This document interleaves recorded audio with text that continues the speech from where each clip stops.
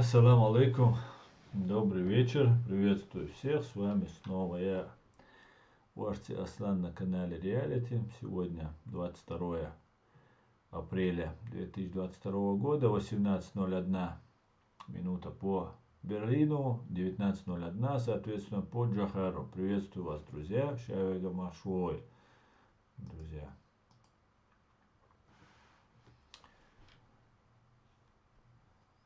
Так.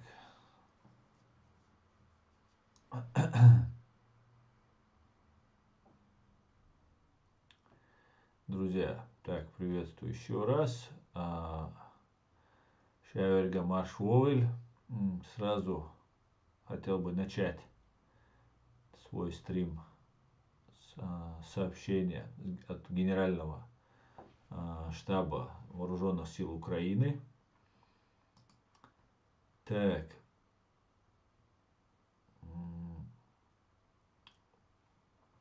Итак, все как обычно.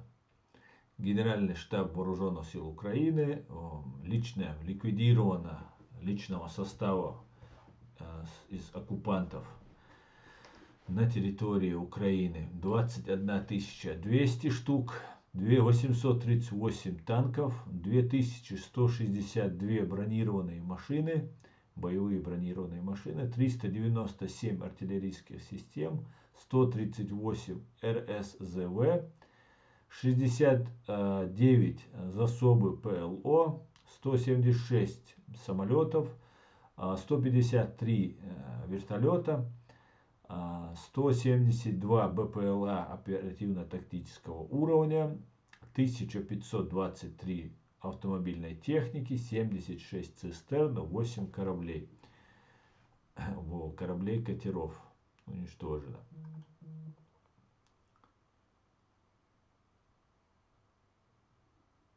Так, друзья, и сразу же хочу вам показать видео. Конечно, с Фейсбука оно не очень качественное получается, ну и все же хотелось бы вам его показать. Так, хоть оно и не будет немножко некачественное, но все равно оно очень интересное. И оно без звука.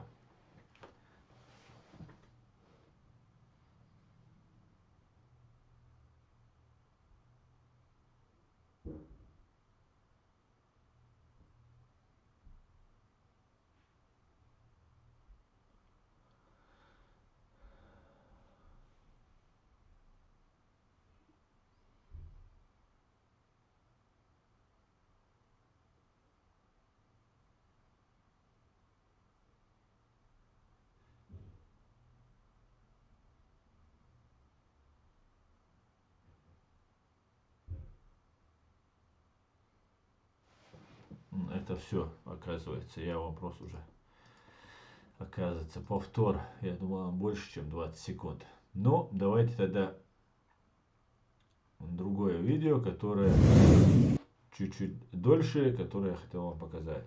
Так, внимание. И оно со звуком.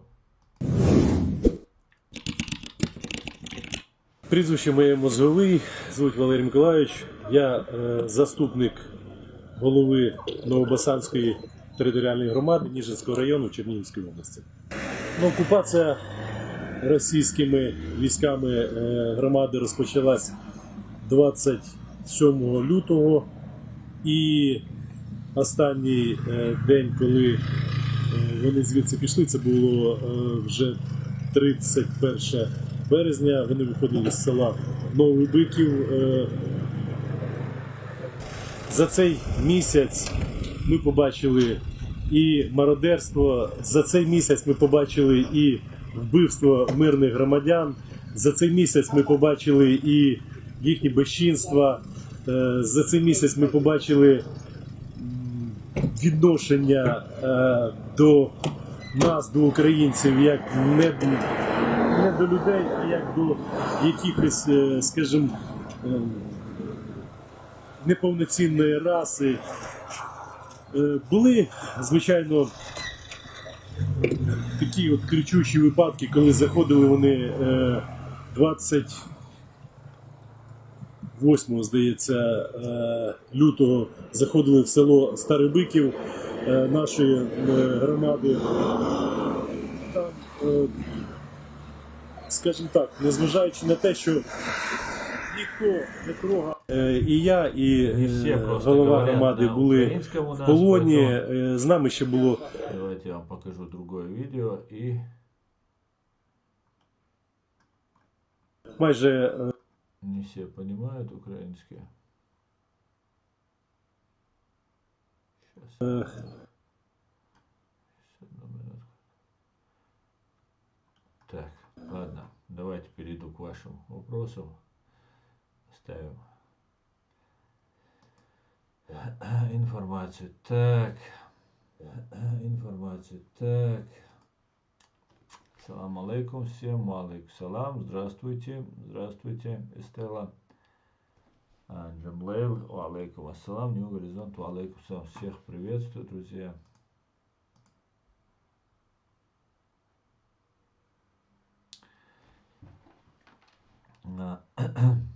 Перед началом тоже хотелось бы сделать объявление по поводу того, что Борис Джонсон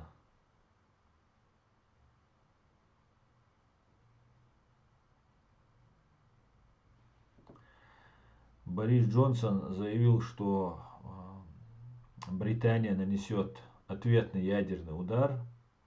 Это очень важное сообщение. Знаете, в какой-то степени такая безвыходная ситуация была у меня в моем представлении, что то, что русские фашисты нанесут, жертв жалеть они не будут,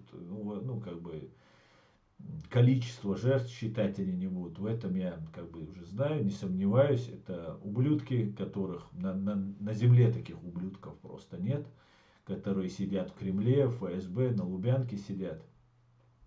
Хоть они сейчас мимикрируют, сейчас они такие ярые антипутинцы. Тот же Милов, который долгое время был рядом с Путиным, взрывы домов 99-го года и так далее. Это их не мешало. Им это не мешало, они жили, вместе работали. А потом, когда их турнули и кинули, от кормушки их отодрали, вот они начали теперь на Путина там что-то гнать. Поэтому ублюдки, страшный, свет не видывал таких ублюдков. И вот такая безвыходная, такая опустошенность была. И вот то, что они сейчас в Мариуполе людей окружили, будут там бомбить и так далее, такая, грустно было, грустно на душе. И вот после вот этого выражения, этого высказывания Бориса Джонсона, который пригрозил ответным ядерным ударом по фашистской Русне, это сразу же прибодрило меня. Теперь есть выход из этой ситуации. Они могут, конечно, сделать и другую какую-нибудь гадость, но вот так безнаказанно наносить ядерный удар по Украине, и им за это ничего не будет, вот это они все, на этом закончилось. И если Борис Джонсон говорит, что они нанесут, это значит, они нанесут.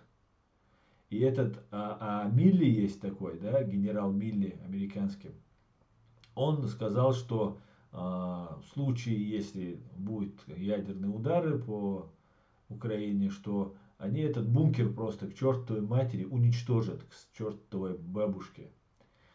Короче говоря, не будет ядерного удара, не будет. Этого достаточно было. Вот эти слова, вот эти действия, которые исходят от американского генерала, от премьер-министра Великобритании, этого достаточно, чтобы эта крыса бункерная сидела в своем бункере и не визжала. Да, и уже все, эта крыса больше не будет грозиться людям нанести ядерный удар по Украине. Но это не значит, что на этом, конечно же, эта крыса побеждена. И ведь дело же не в одной крысе, да, которую нам пытаются представить. Нам пытаются представить Путина как главного всех зачинщиков всех бед, всех виновником всех бед. Но это не так. Так же, как ни Кадыров является геноцидником или массовым убийцей чеченского народа. Точнее, не только он соучастник и такой послушный исполнитель в руках ФСБ России, фашистской России. Тот же Милов, например, который работал с Путиным, он такой же является подонок и убийца и преступник, как Путин. Да? Если непосредственно он не отдавал приказы, это не значит, что он не является соучастником этого преступления. Там, возьмем того же Ходорковского, который то же самое готов с оружием в руках только лишь из-за того, что их ублюдочные солдаты когда-то погибли на нашей земле. Их ублюдочный солдат, как Ходорковского ублюдочный солдат, такой же ублюдок, как он пошел к нам на землю, и мы его замочили там. И теперь из-за того, что ублюдочная кровь вот этих ублюдочных Ходорковских, из-за этого Ходорковский считает мою землю. Значит, где они нагадили, вот все это их. Значит, да? Это очень, конечно, такая ублюдочная, чисто ходорковская логика. Что можно сказать то же самое про Каспарова. Такой же ублюдок и перец. Они разговаривают позавчера смотрел это видео с Гордоном. И Гордон говорит, смотрите, вот чеченцев убили, речь о Путине идет, о этой фашистской России. И Гордон говорит, десятки тысяч, не знаю, откуда взял эту информацию, десятки тысяч. Гордон, наверное, от русских источников. Не знаю, почему украинцы говорят о своих погибших, на своих оценках ссылаются. А когда касается это нас или там кого-то другого, они почему-то на русских ссылаются. Ну, какая-то такое шизофрения получается. У нас мы говорим, даже тот же Кадыров говорит, российский чиновник, что 300 тысяч убито. Это мы говорим, наша сторона говорит 300 тысяч. Но не важно, говорит десятки тысяч убито. И сразу ублюдок Каспаров, фашист, имперец, ублюдок Каспаров, говорит моментально, ну, 1 миллион в Афганистане убито, 1 миллион убитый советскими гражданами, он сразу же съезжает от десятков тысяч, на самом деле, 300 тысяч, он оставляет. Это так, чтобы мы, чеченцы, понимали, и вы, украинцы, понимали, с кем вы имеете дело. Кто такой Каспаров? Задайте Каспарову, и кто там еще у них есть? Чей Карабах? Задайте им этот вопрос. Авакову задайте этот вопрос и Каспарову задайте. Чей Карабах? Я только что перед стримом получил информацию от своего друга, который рассказал, что в Украину бомбили армянские пилоты, которые вплоть и самолеты, летчики туда садились, армянские, и бомбили Украину. Ну, понятно, да, Армения всегда была на стороне фашистской России, и я думаю, и ей нужно будет разделить вину вместе с фашистской Россией, да, и за геноцид чеченцев, и за геноцид азербайджанцев, и сейчас уже соучастие в геноциде в Украине, украинцев. Нужно будет разделить, мне кажется, армянам. И вот этим разным ублюдочным Каспаровым, ублюдочным Аваковым и другим нужно тоже немножко привлечь их ответственности. И вот эти люди, которые говорят о том, что они являются соучастники, они считают, что они сегодня не являются соучастниками, они как бы не разделяют ответственность с Путиным только лишь из-за того, что вот сейчас они хают и что-то говорят на Путина. Нет, это не так не должно быть. Украинцы это должны четко понимать. Сейчас, пока идет война, пока белое и черное на войне ведь очень хорошо разборчиво, где белое, где черное. Ни в коем случае нельзя подпускать вот этих разных российских оппозиционеров близко, которые являются соучастниками геноцида и с удовольствием будут продолжать геноцид. Тот же Ходорковский, тот же Каспаров. Это подонки, на которых ставить печать негде просто. Да, они представляются там противниками там, Путина и так далее, но они являются из той же системы. И мы должны это четко распределять, четко понимать и ни в коем случае не подпускать близко к себе вот этих мерзавцев и подонков. Есть нормальные, порядочные русские. И очень странно, что тот же Саша Сотник не поддерживается украинцами. Почему его не поддерживают? Почему у него не берут интервью? Очень странно, да? Было бы очень правильно со стороны Украины, если бы, например, тот же Арестович каждый вечер разговаривал бы с Сашей Сотником, а не с Гибнюком Фейкиным, который по факту, ну, может быть, просто нужно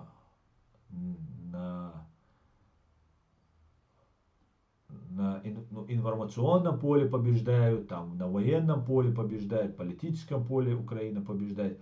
И можно просто, ну вот, издевательство, вот такое, избивание вот, Гибнюков, или, ну, может, Гибнюк, может, военный, не знаю, Фейкин, кто у них там, он работает на военных или же на ФСБ, я не знаю кто, но когда я работал адвокатом, у нас говорили, что он ФСБшник, работает с Гибней. Ну, не знаю, может, просто приятно избивать ногами этому Арестовичу Фейкина. Но интеллектуально даже, если вы посмотрите, два человека, вот, представитель России, представитель Украины, ну, просто такое доминирование, интеллектуальное доминирование, оно очевидно. Хотя при всем при этом Фейкин очень не глупый парень, очень, реально, нужно признать, очень не глупый парень. Ну ладно, давайте почитаю ваши комментарии. Так, ассаламу алейкум, аслам ашур, бюздихир, масер, ва алейкум салам, дейли салам ашур. Так, Асан, когда будет Zoom стрим? Я не знаю, Крупер, я пока не знаю, я не думал над этим. Сейчас я пока. На корню звіря, дуже тихо вы розмовляєте, будь ласка. Ну, опять началось. Каждый раз плохо, тихо размовляю. Да вроде нормально. Звук у меня вроде и все показывает. И потом, когда я слушаю, у меня все нормально. Не знаю, почему вы так говорите. Так, пару дней назад Муса Таипов так и сказал. Если Украина считает потери русских по своим данным, то почему потери русских в Ичкерии берут от Генштаба России, а не Ичкерии? Так, ассаламу алейкум. Ва алейкум салам. Тимур. Так, вся власть Украины должна пройти тщательную иллюстрацию. Только так Украина сможет выстоять и победить. Все, что связано с Леонидом Кучмой, его наследием, партия Регион, и ОПСЖ, Арахами, Ермак и так далее. Так, да. Аваков, Тимошенко, сам Зеленский и так далее. Ну ладно. Белый, синий, белый флаг, будущее русских террористов. New Horizon. Да, они думают, если убрали цвет, это хорошо, конечно, что они меняют флаг там и так далее, и так далее. Но этого недостаточно. Если они думают, убрали флаг, это и что изменится. Вот есть такие русские, которые сейчас перешли на сторону Украины, но там были пленены, и сейчас там русский какой-то там отряд свободы, легион свободы там и так далее, и так далее. И я им пишу, я говорю, ну как вы относитесь там, кто-нибудь из вас воевал в Чечне, там, как вы относитесь там, к чеченцам и так далее. Они не отвечают. Вроде все правильно говорят, это такой очень я считаю, что украинцам, при всем при том, что они мне не отвечают, и у меня есть к ним вопросы, я считаю, что это очень верное направление, к которому нужно поддерживать. Украине нужно поддерживать этих товарищей. Ну, конечно же, очень-очень аккуратно к ним нужно относиться. И командиром у них должен быть обязательно украинец. Это одно из правил, если вы их поддерживаете, то командир у них обязательно должен быть стопроцентный наш человек. Это так, чтобы было понимание. И вот они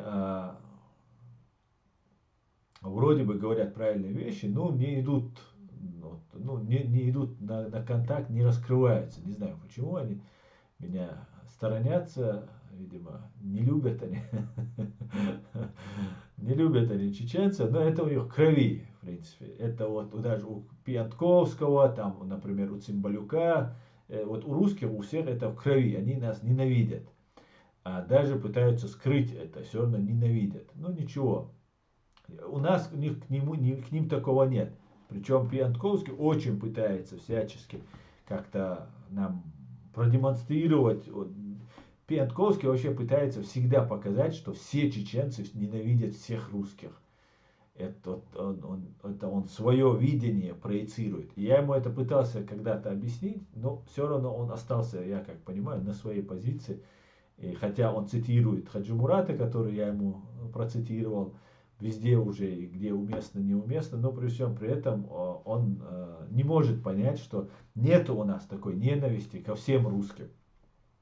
И вот, видимо, у этих военных пленных, которые сейчас воюют в Украине против фашистской России, такое же. И вот такое же понимание у нас к чеченцам. Ну ничего страшного, нам с ним детей не крестить, мы разойдемся с русскими раз и навсегда, разошлись уже, поэтому при всем при этом друзья в гости приезжают, ну вот как в целом народами дружить мы больше не будем. Да, никогда, никогда, может, через 100 лет, 200 лет, может, будем. А так, нет, слишком много сделано по отношению к нам. Поэтому заменить, просто сделать, убрать красный цвет, этого недостаточно. Нужно всех преступников провести люстрацию, всех преступников обозначить, обозвать их как есть, да, и привлечь к ответственности. Это очень важно. Это очень важно. Только так можно. И в одном Путине это не дело, не ограничивается. Да? И вот эта вся, вот эта Каспаровщина, Ходорковщина, Навальновщина, вот эта вся вот эта ублюдочная фашистская свора должна быть однозначно обозначена. Однозначно. Однозначно мы должны заклеймить их, и они должны отойти в стороночку, потому что они все управляют КГБ, ФСБ. Если они сотрудничают, управляют с КГБ, ФСБ, как Ходорковский там и так далее, то они должны, и тот же Каспаров, да, таким чемпионом мира по шахматам там до такого уровня, без внимания гибни, это исключено было в советское время, поэтому, конечно же, и даже то отношение, опять же, индикатор чеченский вопрос, то отношение ублюдочного Каспарова к чеченской теме тоже дает понимание нам, что что этот ублюдок работает на гибню. Просто они против Путина. Ну или делают вид, что против Путина, по факту. И все. Поэтому должны этих ублюдков, мерзавцев и подонков мы должны раскрывать. Должны, чтобы люди знали, с кем имеют дело. А то тут возомнили себя какими-то великими политическими деятелями. Так, давайте почитаю ваш комментарий. Так, ноху алейкум ассалам. Скажу в тему: украинские блогеры приглашают Каспаров, Гордон, Ходорковский, фейки, приглашают всякий мусор, хотя я пишу им под каждым видео. Ну а чино, правильно, что делаешь, и нужно продолжать писать. Обязательно пишите, это важно. Даже если не обращать внимания, это важно. Все равно вода камень точит. Мы должны это делать. Аслан, что ты скажешь, как кадыровцы отмечают взятие города Мариуполя? Это правда? Я считаю, ну, смотрите, то видео, которое было, как они там вроде бы как берут Мариуполь. Вообще, у меня на канале здесь есть видео, где Адам Демельханов стреляет из ружья. Посмотрите. Смотрите, это видео у меня, которое Адам Демельханов, они... Ну, короче, сейчас, подождите, сейчас. Вот, смотрите, вот это видео, вот они собрались здесь, фоткаются, и сзади такой пожар. Как вы видите, горит огонь. Огонь горит очень хорошо. Да? Вы видите, у этого здания уже давным-давно нет окон. Да? Уже ни окон нет, ничего, что может гореть, ничего нет. Видите, да? Вот они тут собрались и просто делают, ну, тиктокеры же. Они у нас назывались рекламные боевики. Рекламный боевик это тот, который не принимает участие в боях, и когда там где-то нужно засветиться, они там появляются. Так вот, вот этот огонь, как пожар, который сзади, за спиной, он у них для пущей такой видимости, для картинки это сделал. Это тиктокеры, это лжецы. Адам Демельханов это лжец, самый последний лжец. Ну, может быть, Путин, может быть, чуть больше лжец. Сейчас я включу, чтобы было видно. Так, его голос его не нужно, потому что, вот смотрите, сзади, видите, и такой черный дым исходит из этого. Скорее всего, без сомнения, я почти 100% уверен, Адам Демельханов и его вот эти тиктокеры, рекламные боевики, они положили покрышки для фона, для красоты, они будут фотографироваться, там у них борода большая, там они там и так далее. Они делают такое видео для того, чтобы они захватили Мариуполь и так далее, и так далее. Они говорят, все захватили. Но если вы следите за моими видео, у меня в комментариях, вчера мне буквально пишет человек, который находится по имени Давид, который находится там, в Мариуполе, и в Азовстале, и они там находятся, их еще не убили, они не захватили, и так далее, и так далее. Поэтому Азовсталь не захвачен. Обычно это делается такое рекламное видео, что вот они сейчас борются, побеждают и так далее. Ну, пропагандистские свои рекламные ролики снимают. Вот все, что я думаю. Также вы можете посмотреть стендап от Адама Демельханова, когда он стреляет там из ружья и там делает вид, там, подвинься, отойди, там, стреляют и так далее. Короче, спектакли. Никакие это не воины, это каратели, да, это убийцы, люди, которые убили очень много людей. Братья Адама Демельханова.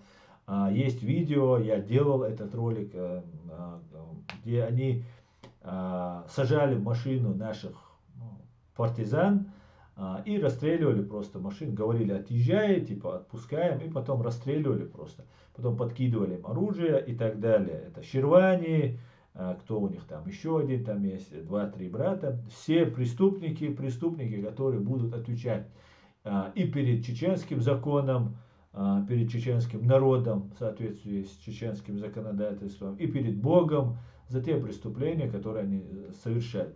Это никакие не воины. Воинами никогда не были ни он, ни Адам, ни Кадыров. Это самые настоящие каратели, убийцы, садисты, которые могут только пытать, убивать людей. Вот все, что они могут. Это вот все их достижения. Поэтому город Мариуполь они не взяли. Мариуполь включает в себя завод Азовсталь. Азовсталь не взят. Вот и все. Все, что можно о них сказать. Так. Перед президентским выбором в Украине Сотник каждый день приглашал к себе Борового. Боровой называл выборцев Порошенко тупыми порохоботами, животными. С тех пор не смотрю Сотник.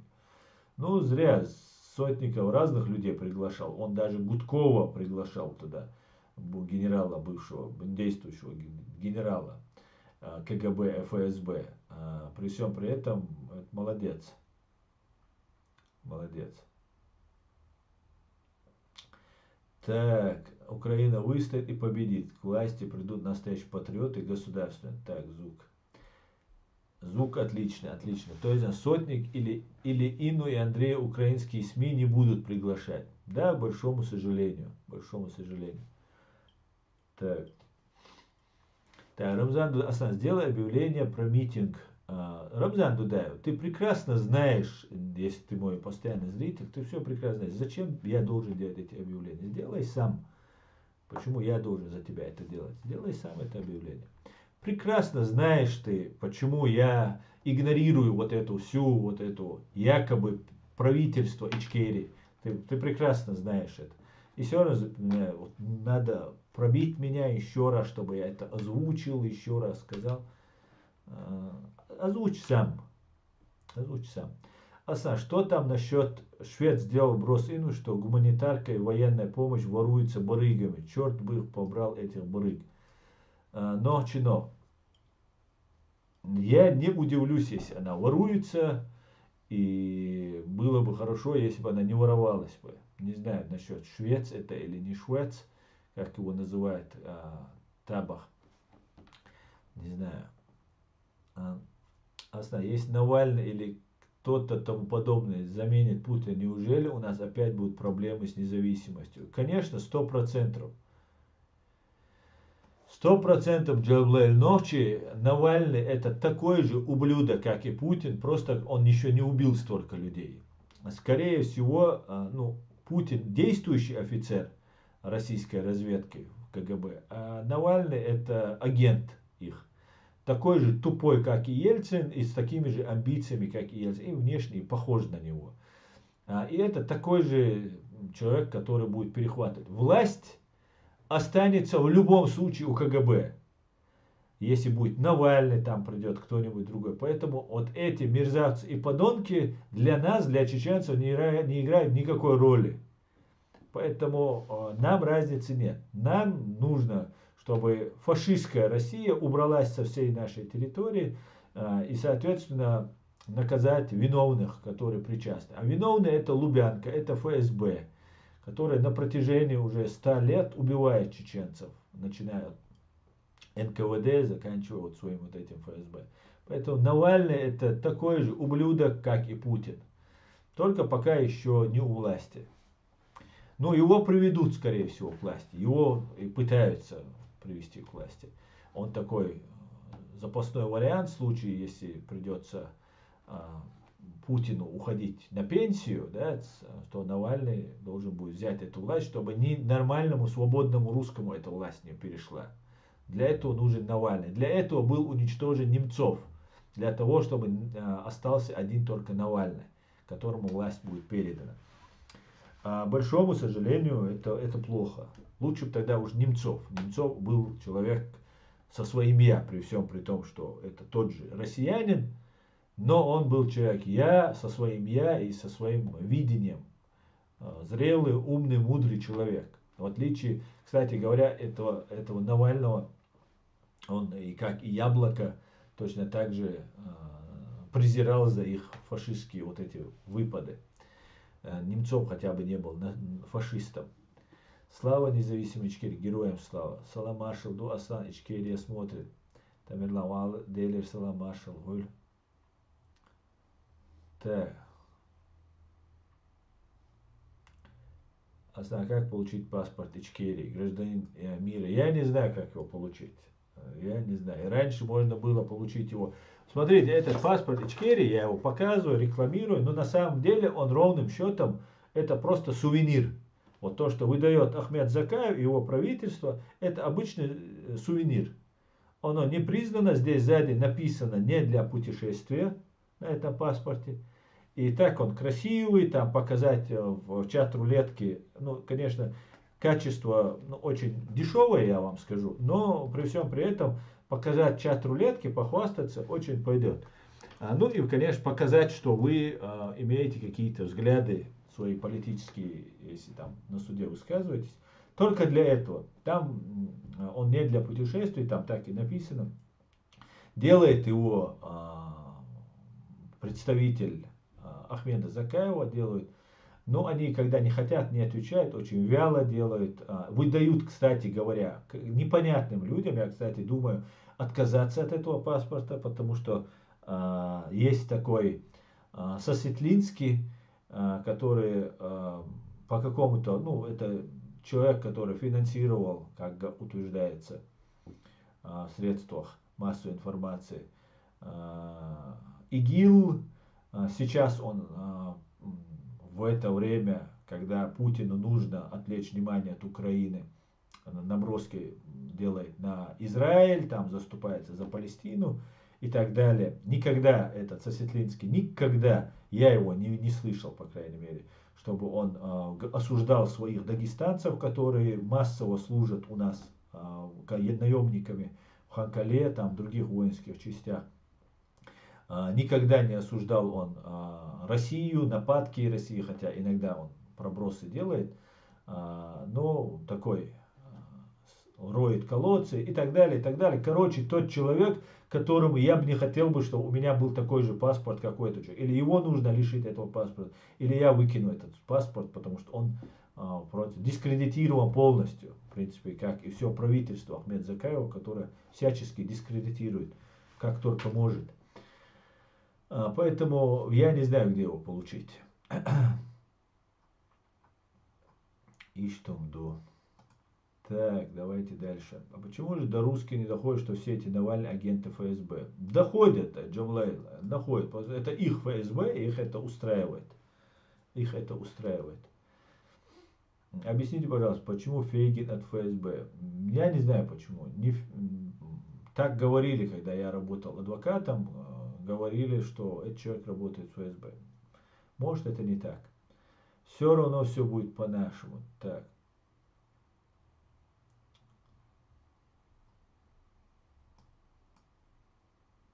Так. Я лично не перевожу, это Каспар. Так, благодаря Западу, особенно Германия, родилась банда кадыровцев. Ну, нет, это ФСБ. Здесь ФСБ виновата.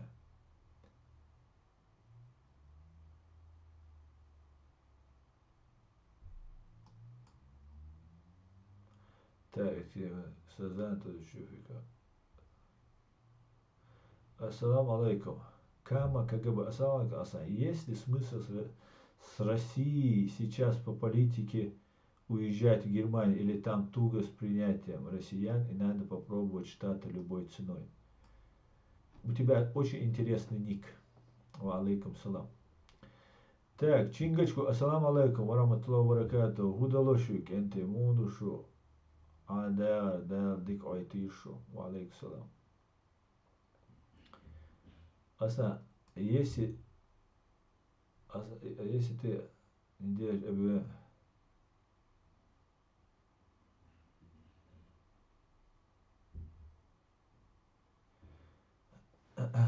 так, Рамзан Дудаев, а я тебе никогда не верил. Вот ты мне верил, говорю, ты мне никогда не верил. Я тебе 100 миллионов раз сказал и здесь в стриме говорил, почему я отказался от этих людей, которые вербовали меня и возводили ложь на меня. Ложь, абсолютную ложь возводили. Что ты от меня хочешь? Ты при чем здесь Тузик? Тузик, раз, это агент. А я при чем здесь? Связка связаны, вот.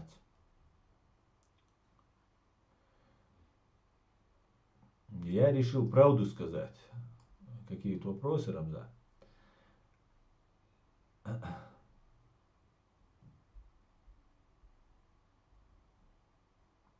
Так. Арестой сказал в одном стриме, что Кадыров это результат отсталого чеченского строя. Он не лучше либерала сталинского Раши. Ну, я не знаю, о чем ты говоришь, я не слышал этого.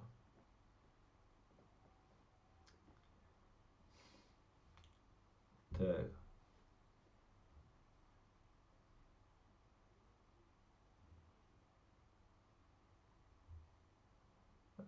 Так.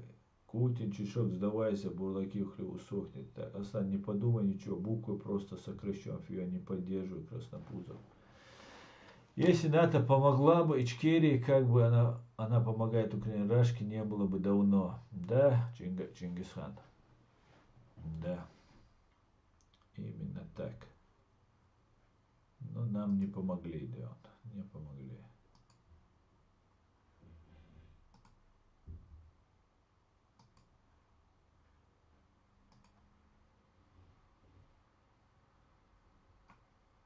Так.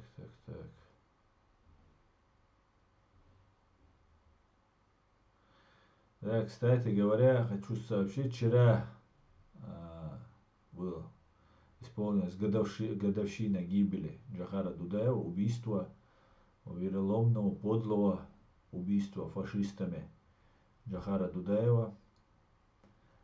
В 96 году был убит, получается, 26 лет назад, 21 апреля, русскими фашистами вероломно был убит Джохар Дудаев 26 лет назад. Так.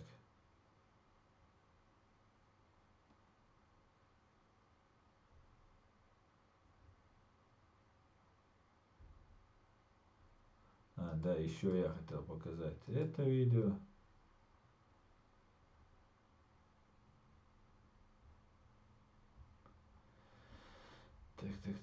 Так.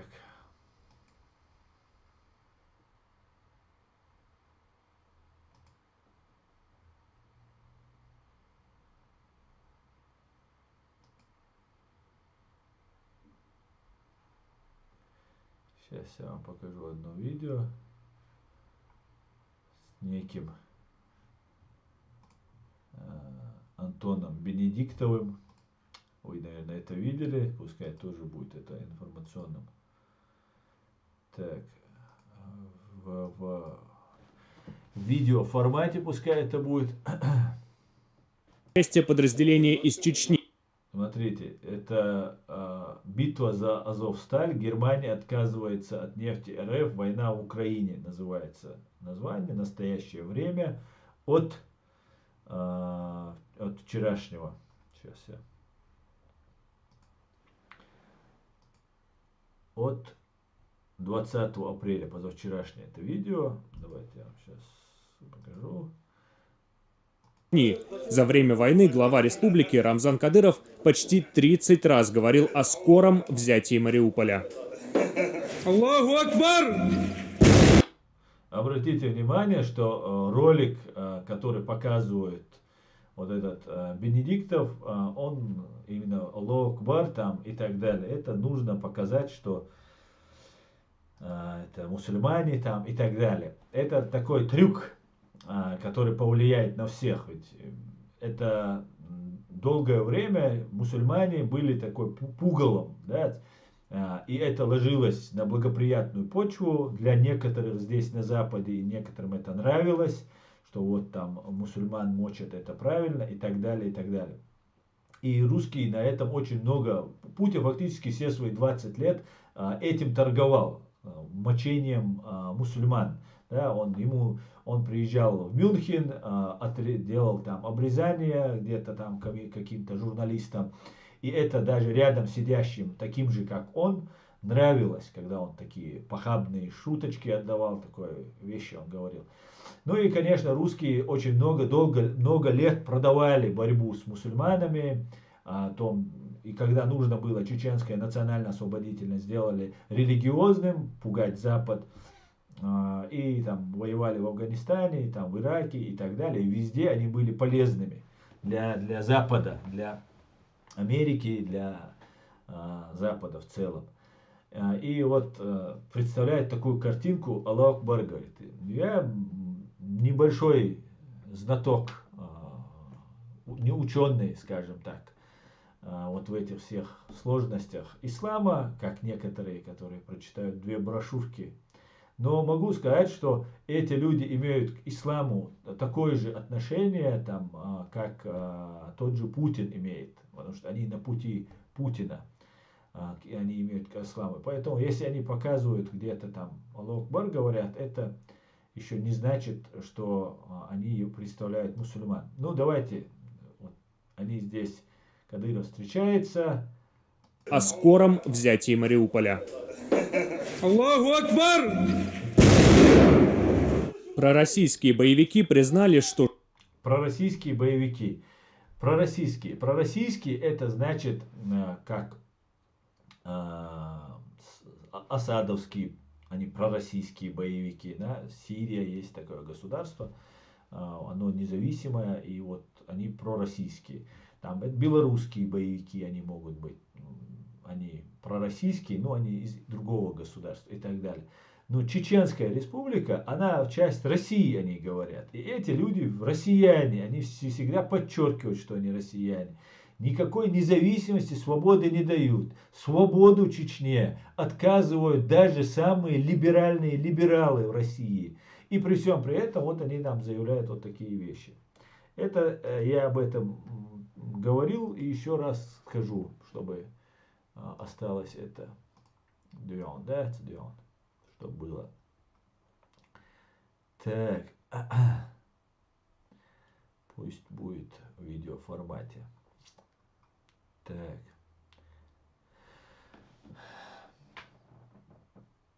Когда это говорит о невежестве знаний нашей истории, мы-то знаем свою историю. Сюрдик, Хильма, Сера, всем доброго вечера, суток, Асан. Дальвизель, Айвер, Сюрдик. Так, если Ичкерия будет тузики, мысли всякие шизи, зачем тогда она нужна? Ури, она будет, потому что вот эти тузики и разная вот эта шушера, она в огромном количестве среди нас расплодилась. И никто с ней не борется. Никто с ней не борется. Наоборот, они с ней вместе объединяются, представители нашей Ичкерии, так называемые представители нашей Ичкерии, они с ними объединяются. Они их у себя постят на сайтах, они их подсылают ко мне, меня вербовать и так далее. Поэтому здесь все так далеко запущено, что никуда они не денутся. Но если это изменится, конечно, мы будем привлекать к уголовной ответственности. Так что вот такие вот дела. А почему тогда заходишь на твой канал из России, нет ни одного видеоролика? Россия что-то блокирует или реально роликов нет? Кама с очень таким вражеским ником КГБ. Мой канал запрещен на территории фашистской России, в отличие от всех других каналов, которые ты видишь, которые почему-то не запрещают на территории фашистской России. Наоборот, их раскручивают, им помогают, в том числе и так называемые правительства, главы правительства, так называемого экзиле. Его канал тоже не запрещен. Ну, может быть, сейчас запретили. Раньше не запрещали все это время. Поэтому мой канал на территории фашистской России запрещен. Так, вчера этот мысль в Украине снимает ролик, кричит про палестинцев. Что это за люди? Пусть едут туда и живут там бороться. Давайте не будем их обсуждать здесь. Это люди отрабатывают свои 2 копейки. Люди работают против чеченского народа, за 2 копейки работают. Так, балбеш, пухаш. Так, полностью согласен. Так, жизнь слишком коротка, чтобы тратить ее на диеты голодных женщин и прочих тузиков. Так, Нюгаризон, ЛДНР по-российски, а кадыровские русские вояки. ЛДНР пророссийский, а кадыровский это русские вояки. Нюгаризон, абсолютно верно. ЛДНР это пророссийские, это предатели Украины, которые являются крымчане уже россияне, как, ну, если из их исходить. Так они являются. Ну, другое дело, вы знаете, если бы настоящее время, вот этот Антон Бенедиктов, или настоящее время, или Радио Свобода, они бы нас называли бы временно оккупированной Чеченской Республикой. Если бы они признавали бы нам право на свою свободу и независимость, там, и не шли бы на поводу, и не называли бы Кадырова главой Чеченской Республики, потому что он не может быть главой Чеченской Республики, так как Чеченская Республика оккупирована, он гауляйтер, он представитель оккупационной администрации и так далее. И тогда бы это было бы понятно, что да, это пророссийские, да, они боевики, да, пускай боевики, раз идут с войной на независимую чужую страну и так далее, и так далее. Можно было бы понять. Но когда они называют нас россиянами, а потом, когда им нужно, они называют нас просто... Ну, это просто Бенедиктов туда заслали. И так-то неплохой коллектив в настоящее времени я наблюдаю, очень неплохо они там говорят. Очень, профессионально работают парни там, некоторые. Поэтому и девушки имеются в виду. А так, здесь просто, откровенно просто взяли и называют нас какими-то пророссийские боевики. Ну, это куда годится? Так же нельзя. Мы тут будем очень внимательно за этим всем следить. Аду Давлютук, ассаламу алейкум, приветствую, друзья. Ва алейкум ассалам, Аду. Гражданин мира, честно сказать, я уже со счета сбил, сколько фронтов чеченцы поделились. Нужно просто один человек, кто соберет сторон, иначе не видать свободы, как своих ушей. Гражданин мира, абсолютно с тобой согласен. Абсолютно очень много разделились по попустительству многих разных товарищей это было сделано. Нужно объединяться. Нужен лидер. Один лидер. Так. Леди Маршиоль. Теория факта. Как же ничтожно состояние кадыровцев, которые легли под Путина и называются россиянами, когда идут на войну, братоубийство Украины, называются чеченцами. Да. Чистая правда, говорит Ури Чингач, граждан мира. Миром правят потребительские отношения. Да. Ичкерец, ахирец, барт бац. Неоспоримый чел. Дер неоспоримый чел. Бабиш халир каш барт. Sürekli kaçışına harşiye de meri dadagan çıkına sürekli kaçışına hin sürekli bir boşas. Asen guştek boş. Hoşa açna yuhkan içkeri. Masara yuhkan içkeri. Qite şu kük kuk şwet emlaşı. Hatta duş ina muquza beş Avrupa aş beş. Qite şu. I az da'elçe sobiyah ki usoguna gu. Megar usoguna kiruşun sobiyah ki kiruşun. Soviyeç raski buşu kadıyroç buşu işel мунда и soviyeç. Тахинц аша сундати хакча. Ничего страшного. Шу дальше еще ирду шу аса дегда ирду. Мелчо ино дала халдала. Мелчо ино дала. Иш неблагодарный был лахца касенти. Дал мукла газу тахир мо дал мукла. Суотсек дама кашня. Масана тюшел дирмаду. Мил ورقوزا. No am ba'du degda tso'olch ira muats. Син цеёлол кунах. Az бa'дек tso'olch саат ирола. Все русские на ТВ или инете одним говоруны. Мы вам говорим теперь, все будут только по-нашему. Асна Арестович глубоко эшелонированный засланный агент Кремля, Русни ФСБ. Крупер, не знаю я, не знаю. Не знаю я. Так.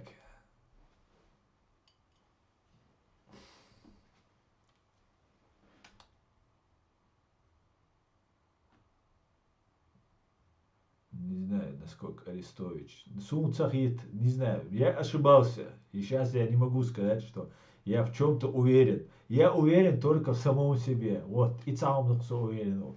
Словоти хасом ашшант и бобеш. Я бир боч вользи хасом. Сумчу ахсамелду. Кичу надо, я не знаю насчет Арестовича. Ну вот не знаю я. Не знаю. Не хотел бы я ошибаться. Так, Адудавиту, гражданин мира, куда и кого как собирать? Каждый чеченец, где бы он ни находился, должен отработать для блага своего государства. Каждый должен определиться за Ичкерию, за халифат, либо за себя. Да. Дересу леди. Так, ночью, да, от тубоя, так. Аслан дал алшуэль, типа наша. Аса ури, аскивега, я асу нисуца бошун, я содайма нисуца бошун, я сухарцвац, я сагал цадула цабу. Идеальный оти, шадега шун таганаинс, шунам совойз алхитшун und als qashara. So, sei шадега вадуч ашусо. Дейлу гушца аскуз эшбетня, цахарцник асдицня. Да, цац долсайн хитерш дицена, цац прогношин, ошибкша деганас, цацуманте иште элас. Но ой ома та харцник дици эшбш бай суахинула. Яджима ват со шуд магар вох аннел сагусо, цакитам бош аш, дюч ашо. Ака суах галвала ищу, ас низ цаум да ищу, ас саган васия ищу. يناخيل يشو سبعرك حوات ويشو سلغن الشاوية وش بقلا قناق واستخيل قان غدغير تنوسو هو بهندو استاندين وبشيت ساعة وبوا بات تير دقة شاش بوش باغل شاش بوش انت عدسو وغل اخ شايت الش اخ حتى يتل قيهم دي الشين دواء وابي الش سونت ابوش بوا ستيش بات so uit hoe FSB hoe is to biomelding duurt zo let. Nou, hoe maar dat? De hele goes zo'n ja melding in ons doek in ons schillen. Любой сега, особенно ночью ja, is goed do Россия верчит, ja, тем более, так и ночь сега, да и церби, сума я ничего страшного, переживу ее. Но тогда семнени дег аз да эрду, сен хитага эрду, сен гуштага эрду, so хар цуй خواهرت آمده ایش نیست دین الحال سو دکزات دوی ولا سقير وما تسوي سقير لرو موات خارت سؤال دکزات دین شو ده اصلا يوم ما يتسر مدو اما حال ما سرت ديكا خلش ما سرت تut ده حدل قرسويك انت ناس بري متشلوش قوز ايش دوبار سو حال يازش اي ور بوش سو يازش سويكو دلاش سويكو حقايتش تناش وتقيوق ليلش نادوشو هو حقايتش دناش سويك ديك هو قدلاش سويك تعبير قايلاش سويك دستوينا تا هو مدو تشوم حدلاش وشايك اجين توري اش بي اخشي بوخشي يدق سويك حقايتشك سود عقوشتو كرتين هردق يدنيش وقيوق يدنيش нормально бисанах единич аларта адуи قوما وقوما شين تيما إن بوخش نعمق شي قوما شين تيما إن شي تعوم نيستيش بوخش بقش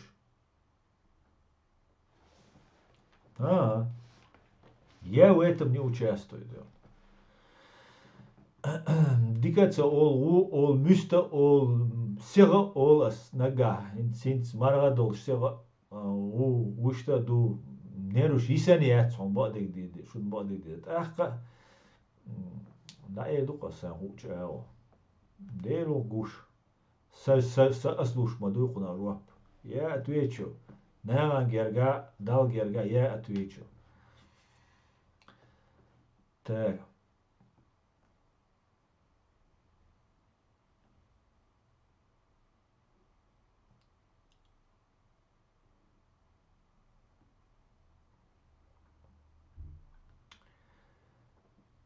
Так, Крупер, Борис, вот ты здесь говоришь, что ты 100% говоришь. Ты очень верные вещи говоришь. Я тебя давно подметил, да? Ну ты постоянно одно и то же повторяешь, подметил. Но я не знаю, кто ты, понимаешь? Цундер босс. И Арестович, и Валам, дал Коэля, а только я проникся к нему уважением.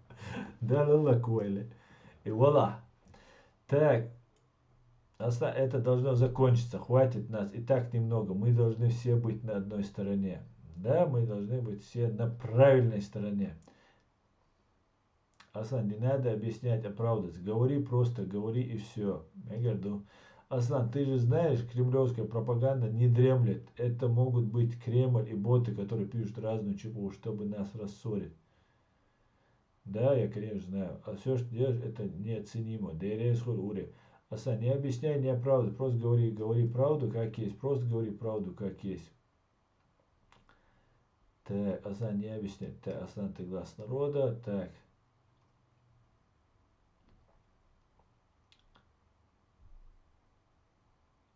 Ан Мацавелович, Асан, у нас такой возраст почти одногодки. Лом сан хилви шухвайши. Дардел лом сан.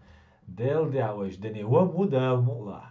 القنوة بوغ نا جا قيتم خلل القنوة بوغ دوس أي سوليل دوخوش أي سودي يسول نجر مونا خصول جيمسا جول بريتشو تشو قاتشنا بريتشو ساي دور سولير وات ترقصو عود القموخل سو وبشي ليرا وريلشر دنيا ساتس ديز ترقصو ساتسر دو عيشر ساتسات قيمة دوات ديز سو ويلش والله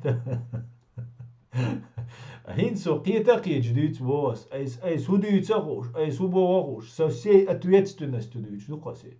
Со на жоп дал кичуксу, ais мелбочуна, дал мукла. Мы выберемся, дал мукла, выберемся. Дал мукла.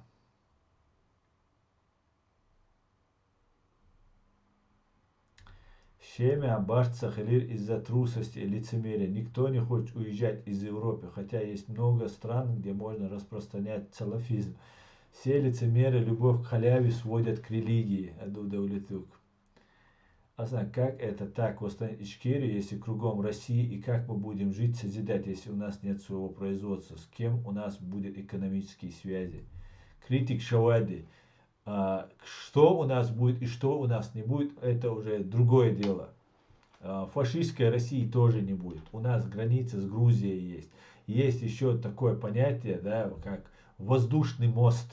Да, если мы построим самый большой аэропорт, у нас будет спокойно, мы сможем летать, не касаясь вообще земли, тем более фашистско-российской. Это раз. Во-вторых, Россия нам не дает. Я думал над этим. Я не знаю, как это должно произойти. Еще, когда я пришел к этой мысли, я не знал, как это произойдет. Но я знаю, что мы должны уничтожить Россию. Каждый чеченец должен работать на то, чтобы уничтожить Россию. И если ты такие вещи говоришь, что как нам без России туда-сюда, ты оставайся с Россией. Просто не мешай нам. Хорошо?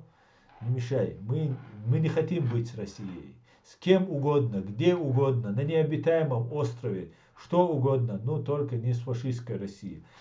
Не просто сидеть ничего не делать, уехать где-то и сидеть ничего не делать. Нет, нужно работать на то, чтобы Россия ответила за убийство 300 тысяч граждан Чеченской Республики Ичкерия. Вот у нас здесь государство. Это много раз я просто говорил, уже повторяться не вижу смысла.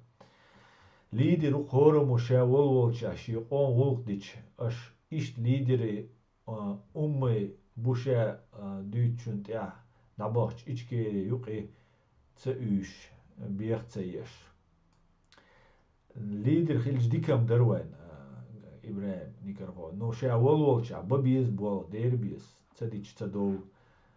Открыто да диз да қиетсуа проблем шуя хасун, хули хасун, хинц уже открыто да мегармода, халга ма России талур усобош хуирарой. Хинц Россия талур мавати, хинц уже Россия дег ген модали, ген дахдиш мадой и Россия и уничтожить еш, мой вай гелуч ау, вай далуч тол зиеда диш вай Россия. Ишт бекунах, цау махир да цқи. حالا داله چن دالو روی دیپورتی روی باش ایچه هیچ уже хагуч бол мегерду хагуча бош открыто дабая диз кицо ки хул разные причин хул ну не знаю да это правда что такая я просто он за демократический это правда. Сунца гражданин мира, за кого вы? Леди Асад, ты капитально дал ДРС хуйну. Он дал на ДРС хуй, леди, цаумцы, все нормально. Я просто тебе говорю для инфы, как брату, просто там все очень грязно, везде подлые предатели. Дела. Суном Крупер. Я говорю, ну я понял, а дичтек, Кайзамусу, я услышал. Ну да, ищ там дуго, Денис. Сегодня я повеселился, в прямом эфире задал вопрос сбежавшим демократам, вопрос по Чечню в прямом эфире. Они сдулись. Сегодня я повеселился, в прямом эфире задал вопрос сбежавшим демократам. Кому ты задал, интересно? Самогат тесно, да, мула, дикник хирдуэ. Да, мула.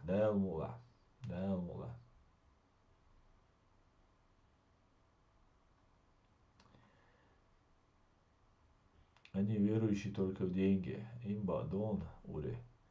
Не угодно, все будет Ичкерия, и Ичкерия ждет прекрасное будущее. Дело должен, каждый чечен должен нести посильную лепту, чтобы уничтожить фашистскую рашку. Как думаешь, Муждабаеву можно доверять? Что-то мне кажется, что он тоже подозревает, типа, не знаю. Я не доверяю Муждабаеву, никому не советую. Марат Арестович высказывался как статист, не придавая этим словам значения. Возможно, так мы не знаем. Аслан только с Америкой. Да, Америка было бы круто, да. Я не сторонник, я тебе задал вопрос, а ты мне частично ответил. Чингачкук, Аслан, я тебя помню, когда ты приезжал к Катриюрт на похороны, если мне память не изменяет, где-то в начале 90-го года, 90-х годов. Мы их прогоним с нашей рынки, да, Мула.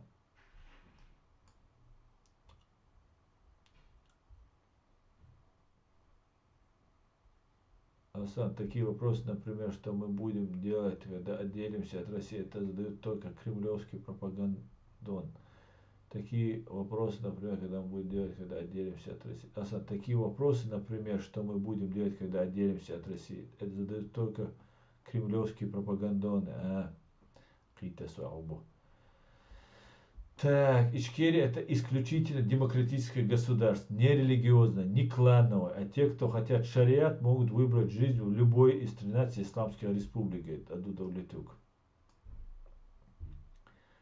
Бадуха. Теория факт. Лучше бы они задавали вопросы о нашем геноциде, сохранении нашего народа, что не может быть в составе РФ.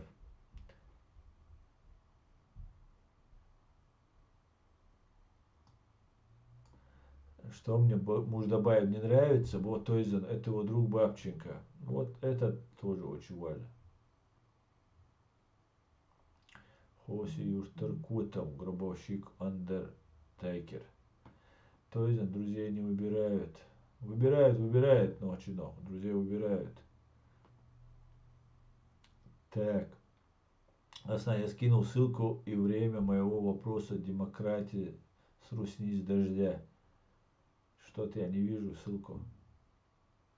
Аслан Курочкина связью я связью ца проблема. Я Курочкина с любое время связи абу. Оста.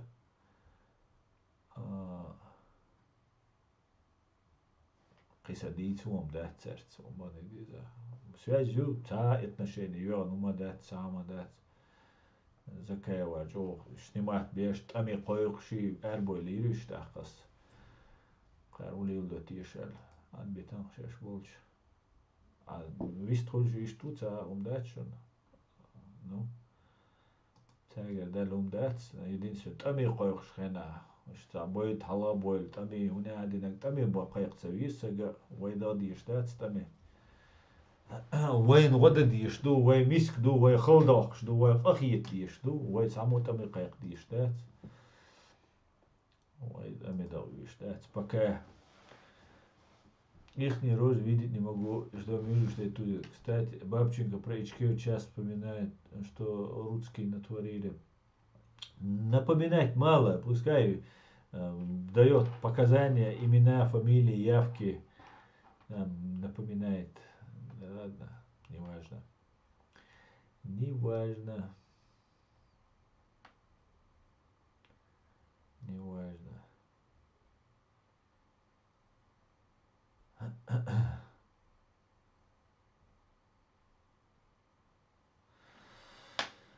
Так.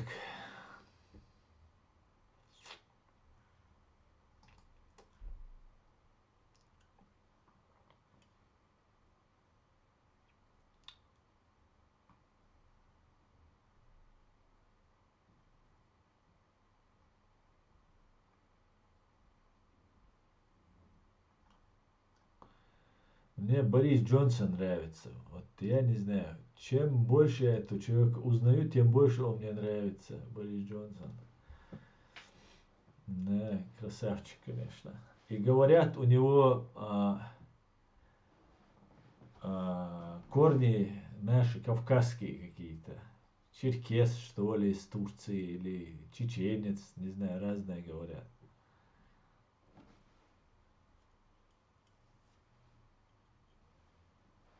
Так, критик Шавади. Что ты скажешь насчет блогера ислама? Какой блогер ислам? У этого Бабченко мало знаю. Он на ОМ-ТВ вроде говорил про Ичкерию. Я знаю, что он 2 раза воевал. У нас воевал и потом в Грузии воевал. Все, что нужно знать про этого Бабченко. Он никогда не высказывал. Не только он, Бабченко, не высказывал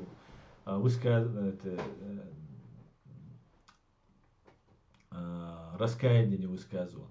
Когда его пригласили в Америку, вообще очень, да, странно, приглашают в Америку наших убийц для того, чтобы они рассказали про Чечню. И ни одного чеченца там нет.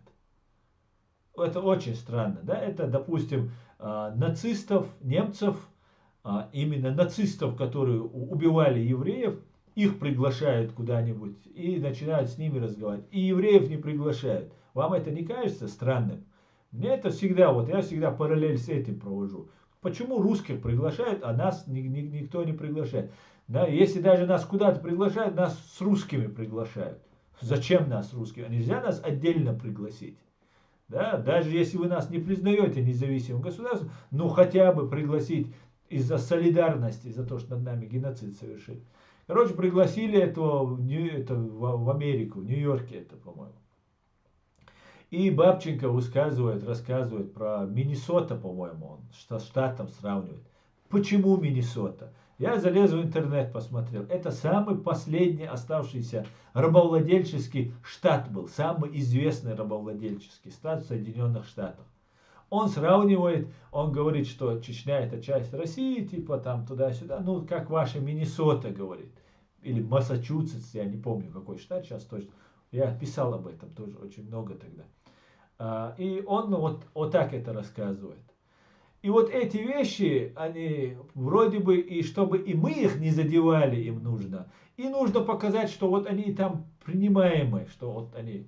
Надо на Западе, чтобы их приняли, чтобы с ними разговаривали, и чтобы наш голос где-то не выскочил и не начал возражать. И вот то, что мы делаем здесь, вот вы все, мы вместе, все то, что мы делаем, это то, что мы выявляем, вот этих Бенедиктовых выявляем там разных других третьих.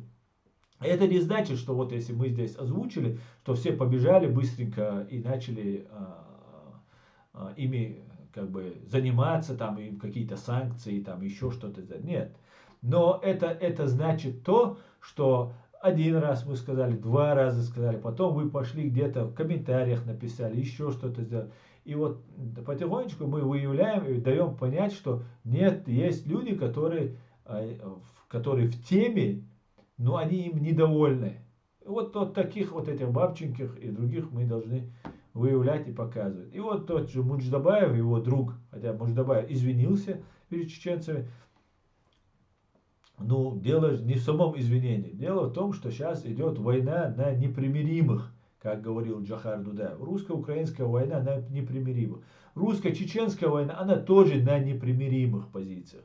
И мы никогда не согласимся с оккупацией. Мы никогда не согласимся с тем, что нас убивают, безнаказанно убивают. А эти наши убийцы, припеваючи, доживают свою старость на свободе. Мы с этим никогда не согласимся. И Бабченко, который воевал у нас, он тоже должен нести ответственность. И другие преступники, кто у нас воевал, должны нести ответственность. И даже если они не несут ответственности сейчас, то, по крайней мере, они не должны быть уважаемыми и принимаемыми в разных там Нью-Йорках или где-нибудь в Вашингтонах или еще где-нибудь. Мы должны об этом заявлять и говорить. И да, это нам что-то стоит, это небезопасно, как мы знаем, за это убивают, преследуют родственников и так далее, и так далее. Но вот такое вот дело, если мы хотим что-то делать риском для жизни. Для этих людей безопасно. Вот они живут, Каспаровы, Маспаровы, там они где-то там, Ходорковский, они находятся в безопасности. А вот у нас в этом немножко не так, как у них. Так.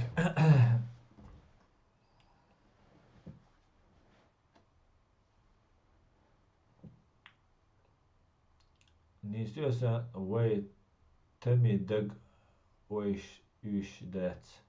Вы теми даг уйшдать. Асан, что ты скажешь насчет... Так. Асан, твоя работа, Баркал, теория. Борис Джонсон пока говорит правильные вещи, пока типа делает все правильно. Но надо на все смотреть с опаской. Ну, будем смотреть.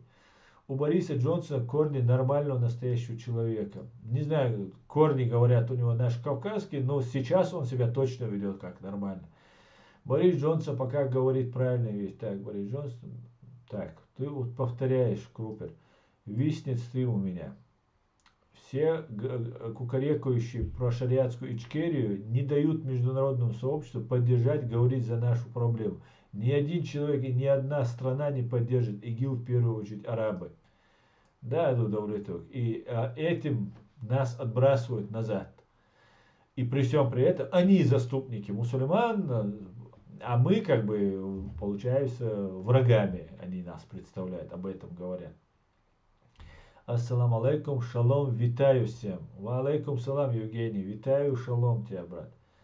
Боже, храни Америку, Великобританию, Украину и особенно Ичкерию. Ночи ног. Аминь. Так, нам надо, любой, кто имеет доступ к Госдеп, плотно с ним общаться за наш геноцидный народ и за нашу Родину.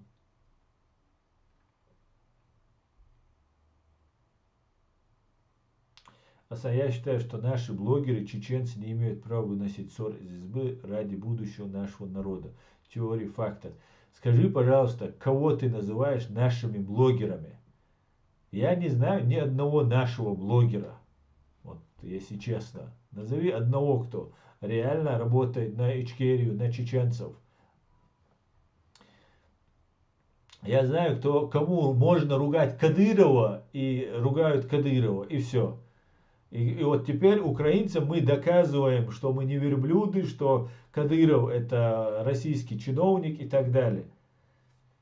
Потому что вот эту чеченизацию конфликта упорно нам навязывают. И это не борьба, это не наши блогеры. Это, может, это турецкие блогеры, это русские блогеры, скорее это русские блогеры. Но это не чеченские блогеры. Так.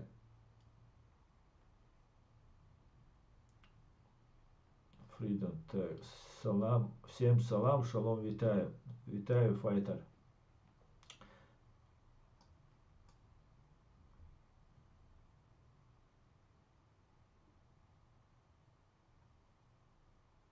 Так, вот Хридик Шавади, вот этот Хасан, вот его вообще не произноси у меня здесь, хорошо? Это террорист, он мне будет названивать и тоже как этим кадыровцам угрожать мне.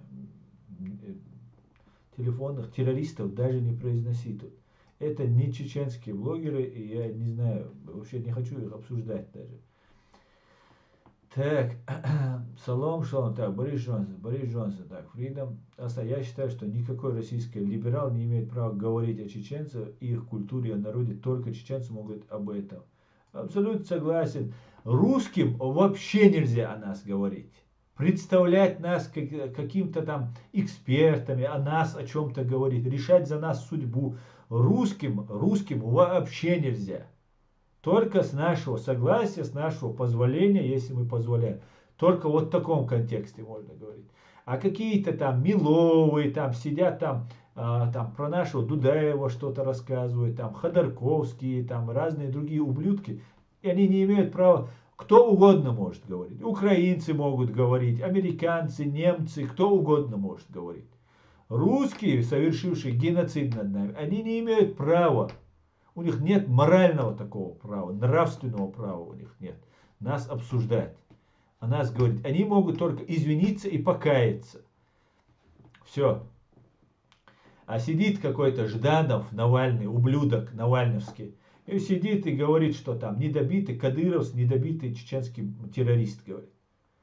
Это вот, это вся сущность вот этих ублюдков. А Жданов это недобитый чекистский ублюдок, которого русский ублюдок недобитый, Жданов, который возомнил себя каким-то, не знаю, политиком, что ли. И очень интересно, что Литва, которая друг чеченцев, она позволяет вот этим Навальным, вот этим Ждановым, Волковым находиться там и вот этих фашистов поддерживать. Они поддерживают и позволяют им там находиться. Это большая проблема. Такое раздвоение у Литвы тоже получается. Сидит Жданов, там они проводят форум «Свободной России», проводили, пока он не превратился в форум «Паскудной России», благодаря Витаутасу Ландсбергису. Ну, нужно нам, опять же, обращать внимание. Я не могу на все обращать внимание, если честно, не успеваю и не получается все делать. Поэтому давайте, включайтесь, помогайте. Так.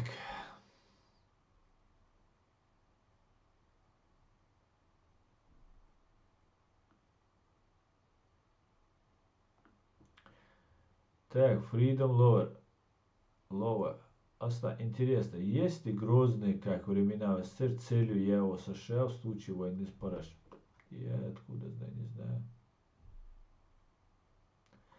Да здравствует шариатская Швеция, Норвегия, Байдена. Да. God bless America. Нам нужно деоккупация, для этого нужно так. Чтобы нормально общаться с Газдевым, нам надо поменьше религиозной демагогии, высказывания по любому поводу. Все российские генералы, которые принимали непосредственное участие в убийстве геноцида чеченского народа, должны понести ответственность и верхушка. Да, God bless America. Чеченский блогер Вор Анзор из Вены. Ассаламу алейкум, братья, ночи. Ва алейкум салам, Осколя. Так, слушал только что по новостям, Киев возвращается, скоро возьмет на работу посольство Великобритании. Я надеюсь, Эстония услышит Аслана про Навальня. Литва не горизонт. Это не в Эстонии они, по-моему, они в Литве.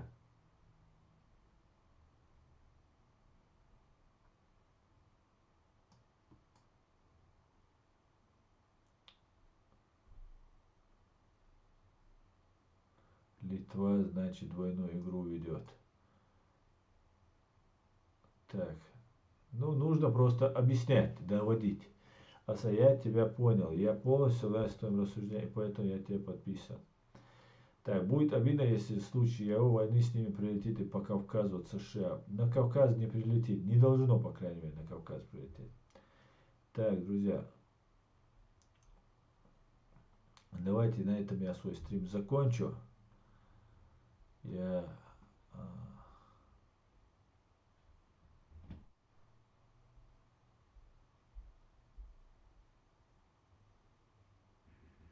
Аду Давлетук, но нам блогеров, как Фархад Джабала и Иубоновста.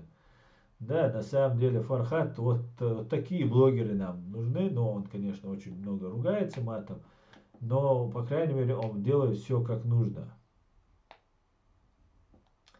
Все делает, все как нужно делает.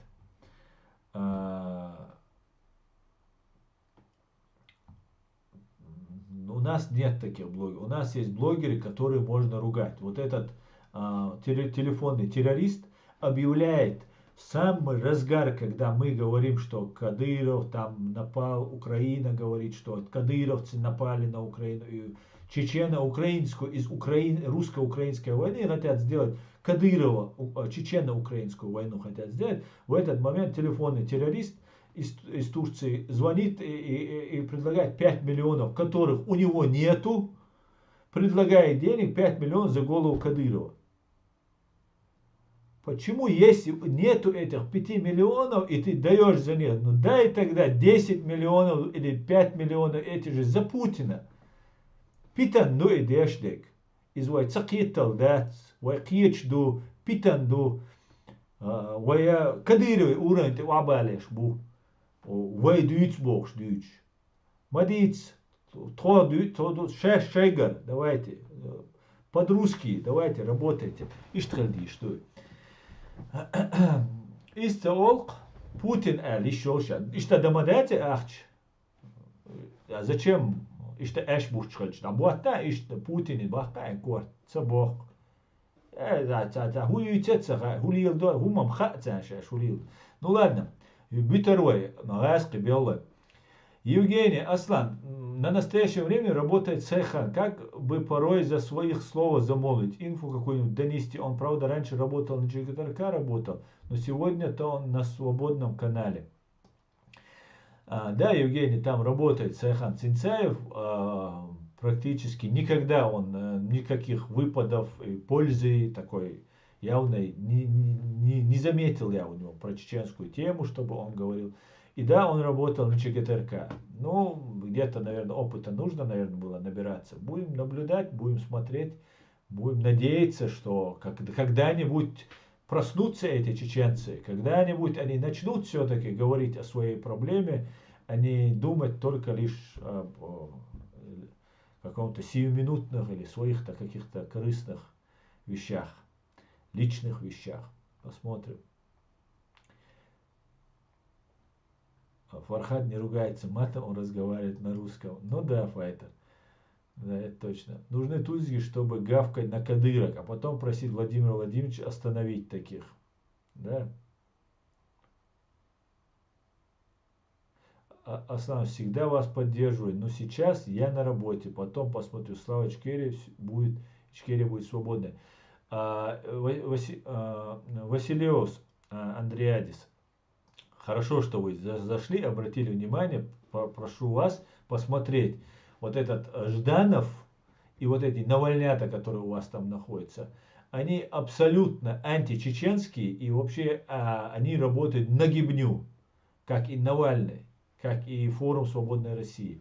И если есть какая-то возможность выкинуть вот этих навальнят оттуда, которые реально не принесут пользы ни Литве, ни Чеченской Республике, было бы отлично этих людей или же заставить извиниться за то, что они нас называют чеченскими террористами.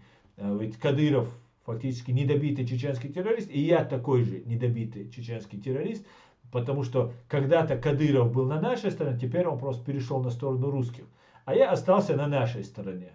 Но таким же террористом, да, потому что террористов Путин называл всех, да, даже кто не воевал против них, Путин и детей, и женщин тоже называл террористами и призывал мочить их.